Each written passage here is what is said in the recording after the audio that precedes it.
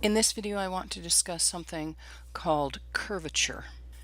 Remember that velocity is a vector quantity so that it has both speed and direction. And this means that I can change velocity in two ways. It can change if the speed changes, but it can also change if the direction changes. Now, if only the speed changes, we have a very straightforward problem.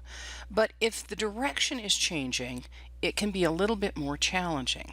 Imagine a car driving around a hairpin turn in the mountains. As the car moves through the curve, even if it maintains a steady speed, the direction of motion is constantly changing, which means that even while the speed is constant, the velocity is constantly changing around the curve. The rate at which the car on this curve changes direction is an indication of how tight that curve is.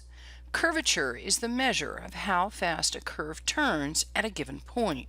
If I assume that I have a vector r of t specified by the components f of t, g of t, and h of t, and that it describes a smooth curve, then the unit tangent vector points in the direction of r prime of t, and it has the form capital T of t is equal to r prime of t divided by the magnitude of r prime of t, which is the same thing as saying the velocity as a function of t over the speed as a function of t. This vector has the same magnitude over the entire curve, but the direction itself changes as we move through the arc length of the curve. If the vector capital T undergoes a large change in a small increment of arc length that I'll call delta s, then the curvature is going to be large. Likewise, a small change in capital T of t over a small increment of delta s tells me my curvature is small. As the car in the mountains moves along a winding road, the unit tangent vector is changing direction, but as long as the car maintains a steady speed, the magnitude will remain the same. Let's let my vector r describe a smooth parametrized curve, and we'll let s represent the arc length, and the vector capital T will represent the vector r prime over the magnitude of the vector r prime, and this is my unit tangent vector. The curvature, represented by kappa of s, is given by the magnitude of the derivative of the unit tangent vector with respect to s. We use the Greek letter kappa, which looks like a small italic letter k, to represent curvature. And curvature only depends on the shape of the curve, not the orientation of the curve. Kappa is always a non-negative scalar valued function. If kappa is large, the curvature will be large, and that means I have a tight curve that changes quickly. If kappa is small, the curvature will be small, and that means I'll have a flat curve that's going to change more slowly. If kappa is 0, my curvature will be 0, I will have a straight line, and my unit tangent vector will not change direction. Since we're working with parameterized vector valued functions, finding the curvature will involve using the chain rule. And considering that the parameter is in terms of the arc length of a curve, which can be its own function, these derivatives can be difficult to work with. It's going to be easier for us to just use formulas. So the first formula assumes that I have a vector valued function r of t that describes a smooth parameterized curve, and t is any parameter. If the vector v is equal to r prime of t, and that gives me the velocity, and the vector capital T is the unit tangent vector, then the curvature will be given by the formula kappa of t is equal to 1 over the magnitude of the velocity times the magnitude of the first derivative of the unit tangent vector with respect to t. This can also be written as the magnitude of capital T prime of t over the magnitude of little r prime of t. So let's work an example.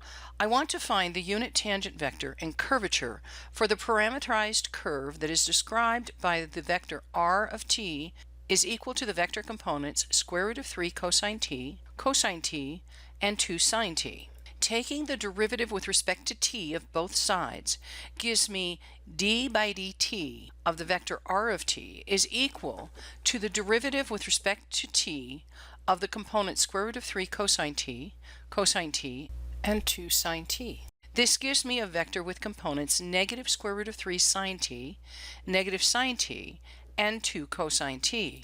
The magnitude of the vector r prime of t is equal to the square root of 4, which reduces to 2, so that my unit tangent vector, capital T of t, is given by the components negative square root of 3 sine t over 2, negative sine t over 2, and cosine of t. My curvature, kappa of t, is equal to 1 over the magnitude of the velocity times the magnitude of the first derivative with respect to t of the vector capital T. This gives me 1/2 times the magnitude of the derivative of the vector capital T, which reduces to 1/2 times 1, which is equal to 1/2. This is my curvature. It's a fairly small curvature, so it's not an extremely tight curve. Now you get to try it. Pause the video and find the unit tangent vector and curvature for the parametrized curve described by the vector r of t is equal to the components cosine cubed of t, sine cubed of t, and 1. When you're ready, restart the video to check your understanding. We want to start by finding the unit tangent vector, so I'm going to take the derivative with respect to t of my vector valued function. My vector r prime of t is equal to the vector components negative 3 sine t cosine squared t, 3 sine squared t cosine t, and 0. The magnitude of r prime of t is given by the square root of 9 sine squared t cosine to the 4th t plus 9 sine to the 4th t cosine squared t plus 0. This reduces to the square root of 9 sine squared t cosine squared t, which gives me 3 sine t cosine t. My unit tangent vector, capital T of t, will be given by the vector components negative cosine t, sine t, and 0. My curvature, kappa of t, is going to be equal to 1 over 3 sine t cosine t times the square root of sine squared t plus cosine squared t. This is just equal to 1 over 3 sine t cosine t. That's my curvature. Notice that my curvature depends on t, and I'm going to have to watch my values of t to make sure that I'm not dividing by 0. This is curvature. Please let me know if you have any questions.